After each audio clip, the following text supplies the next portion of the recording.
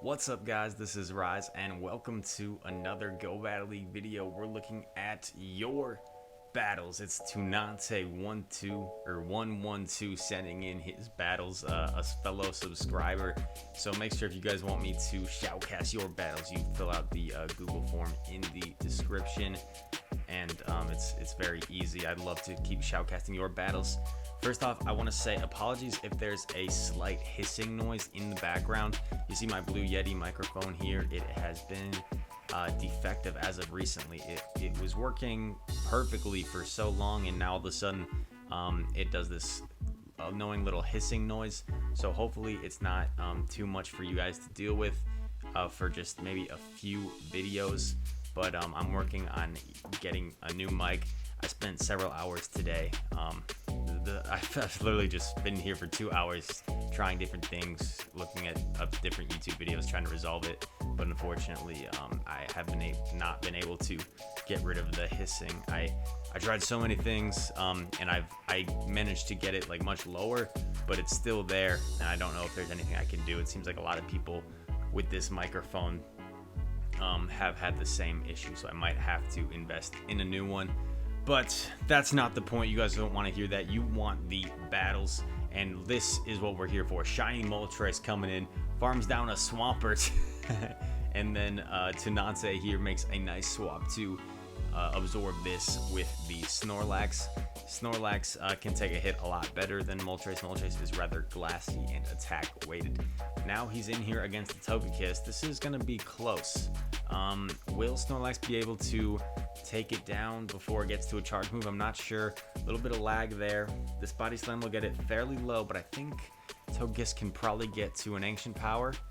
Let's see. Notification there. Togekiss does get to this charge move. It is an Ancient Power. So there goes Snorlax. Oh, and Togekiss got the boost, but it didn't really matter too much. Let's see. Giratina comes back in now. Sky Attack coming through. This will do quite a bit, but not quite enough. Two Dragon Claws plus the Shadow Claws should be enough, yeah, to take out Moltres. I don't think this Overheat will KO. He's going for the... It's interesting. I don't know what would do more damage, because Overheat, yeah, it's just short. And unfortunately, Giratina gets to another Dragon Claw, so he's going to lose this one just barely, though. Overheat's such a crazy powerful move that also lowers your attack by 2 stages every time you use it. I don't know what would do more, a resisted Overheat or a neutral Sky Attack for Moltres against Giratina. Let me know. Someone wants to look it up on PvPoke. That's interesting. I've personally been in this lead many times running Obstagoon and Cresselia since I got my Cresselia. If Obstagoon gets the boost, it can definitely win this matchup. If it gets debuffed by the Moonblast, it puts it in a very tough situation. Moonblast also does a lot of damage on Obstagoon. It does get debuffed, so that is not good for Tunante. He swaps into Snorlax. I probably would have done the same thing. Cresselia using its energy. Now, don't know if that's the wisest, because it could have saved that Moonblast later for the Obstagoon. I guess now Registeel just needs to go for one Focus Blast, though, to KO. Snorlax goes for the Earthquake. It gets shielded, unfortunately, so he's in a tough spot. At least he drew a shield, but if this is a Focus Blast, yeah, that's going to take out Snorlax for sure. But here comes Moltres, and these Fire Spins are going to add up against this Registeel. Focus Blast is everything Registeel throws at Moltres, assuming it's running Flash Cannon. Focus Blast is going to be resisted. Going for the Overheat. This will definitely be enough to KO. Melts the Registeel to the ground. Cresselia came back in. Going for the Overheat. Moltres has been double debuffed. Let's see how this does. Still does a ton of damage. That's just how crazy Overheat is as a move.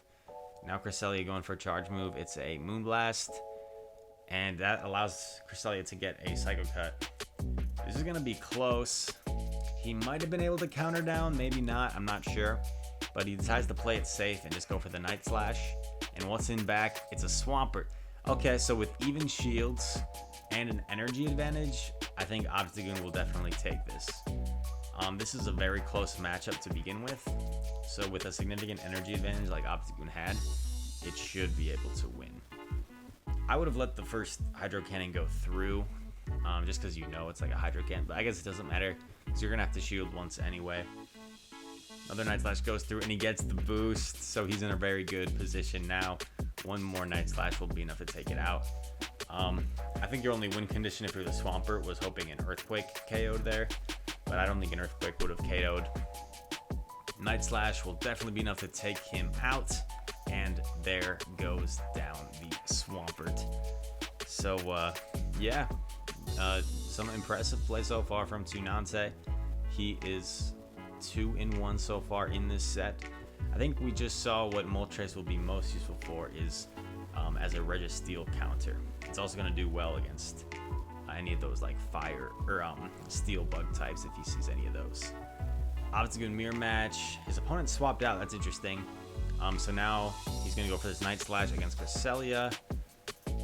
We've seen this matchup a lot. He's staying in. If I was him, I probably would have swapped into Snorlax as he gets this second Night Slash off, because Snorlax does not want to see that Obstagoon, and Snorlax can actually beat Cresselia as long as it doesn't get debuffed. So I probably would have swapped into Snorlax if I was him, but he stays in. He can win this matchup. He draws a shield from Cresselia. Now the Moonblast is going to come through. He shields, but now he needs to be careful. Still has quite a bit of health though. Night Slash draws the second shield. Okay. And now Moonblast coming through. I don't think this will be enough to KO though. And Psycho Cuts do like hardly anything. So we should be able to get to another one. Yeah, with a sliver of health, super close. He gets to another Night Slash. That is enough to take out. So he does retain switch advantage. Definitely come in here with Moltres. He's probably going to have to eat 2 Night Slashes, though. I think Moltres can take that. Yeah, it does like about a third health, the Night Slash. We'll have to eat another one here, unfortunately. Moltres is now in the red, but this Sky Attack should definitely be enough to take out the Obstagoon. And it's really going to come down to whatever he has in back. And it's a Caesar. Oh, perfect. Is he going to...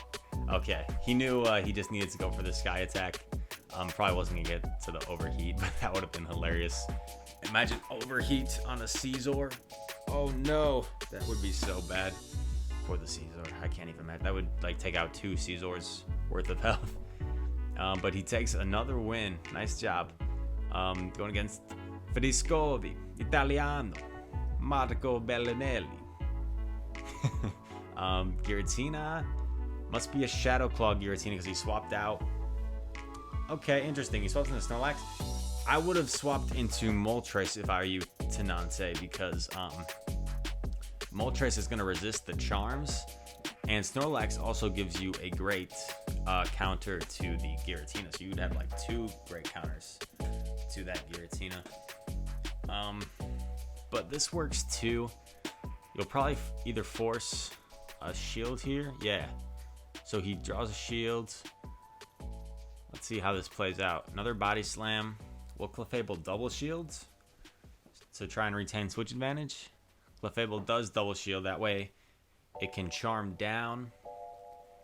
Definitely come in with Moltres. This could be a Moonblast, a Meteor Mash, a Psychic. It's a Meteor Mash. Okay. Would have been resisted, but still would have done a fair amount of damage. So I think shielding was the safe play. Swaps into Obstagoon. And his opponent didn't swap out right away. So maybe he has something weak. Maybe he's his own like Snorlax in back or something. Because these Shadow Claws are triple resisted, as we know. Oh my god, he goes for Shadow. Yeah, that's not the way to go. I have a feeling this opponent might be like a beginner or maybe a friend playing on someone's account in rank 8. Because, and they have a Registeel in back. Yeah. So, no offense to this opponent, but I don't think they really know. I don't think they're a very high level. I think they're probably like a beginner in terms of Go Battle League and PvP. because they could have swapped into that Reggie straight away, Focus Blast, and taken out the Obstagoon, and then they could have come back in with the with the Giratina, and they would have been in good shape. Giratina could have taken out the Moltres. So let's see how this plays out, though. Giratina will take out the Moltres here, but Obstagoon still has plenty of health, and probably one Night Slash plus some counters should be enough to take out the Giratina. Night Slash coming through here. All shields are down. Sliver of health. Whatever this is, Dragon Claw, Shadow Sneak, it won't be enough. Obstagoon eats the Dragon Claw.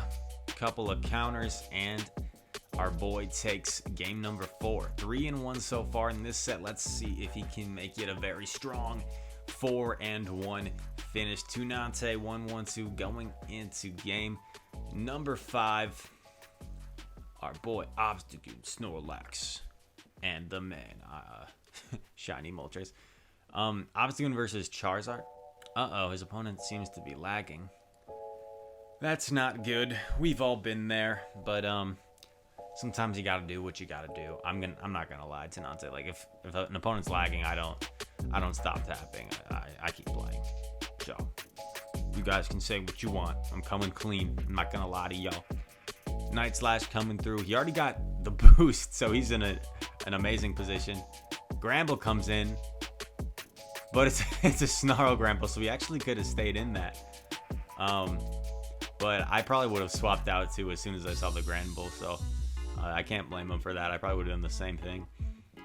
But Snorlax in now. Yeah, I usually just go straight Earthquake. No point in really baiting. Earthquake does quite a bit. Let's see how this plays out. Probably a Dragon Claw coming through will chip away. Giratina will try and Dragon Breath down. He has the Body Slam. Yeah, go for the Body Slam to try and chip away.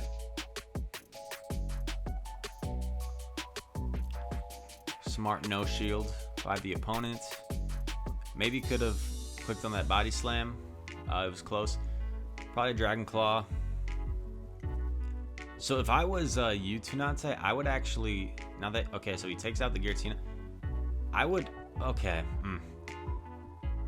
Yeah, this puts you in a little bit of a tougher spot. I would have stayed in, if I were you, with the Obstagoon and force to commit no shield to the Obstagoon. Force Granable to throw the close combat at you. That way, it would be, it would lower its defense, and it would make a really easy win for Moltres. And if they tried to bait you with Crunch, then you could just keep putting damage with Obstagoon. But now you're in a little bit of a tricky spot, because this Gramble is going to farm up a lot of energy. It's going to shield here, of course. Yeah, so I understand why you're not clicking the bubbles. It's going to try and get double charge moves.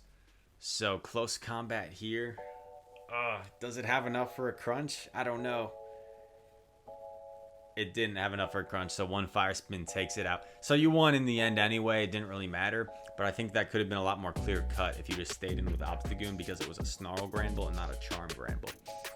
But anyway, thank you once again for the battles, Tunante. If you guys want me to shoutcast your battles, make sure to send me a fill out the Google form in the description and send them to me. I'd really appreciate it. If you enjoyed this content, this video, make sure to like, subscribe, and share it with your friends. I'd really appreciate that. Hope you guys all had a wonderful 4th of July. It's kind of a red, white, and blue team, sort of, right? Like Obstagoon has somewhat on him. Moltres is obviously red, and Snorlax is white and blue, kind of. It's kind of like a bluish green color on that guy, the big man. But anyway, once again, thank you guys for watching, and we've got possibly some cool rank 10 battles from a subscriber submission coming tomorrow night, so make sure to stay tuned for tomorrow night's video. It's gonna be an awesome one, and once again, hopefully this mic hissing noise wasn't too distracting and too disturbing. I'm gonna do everything I can to try and resolve it and purchase a new mic when I can. But without further ado, thank y'all for watching, and I will see you in the next one. Peace.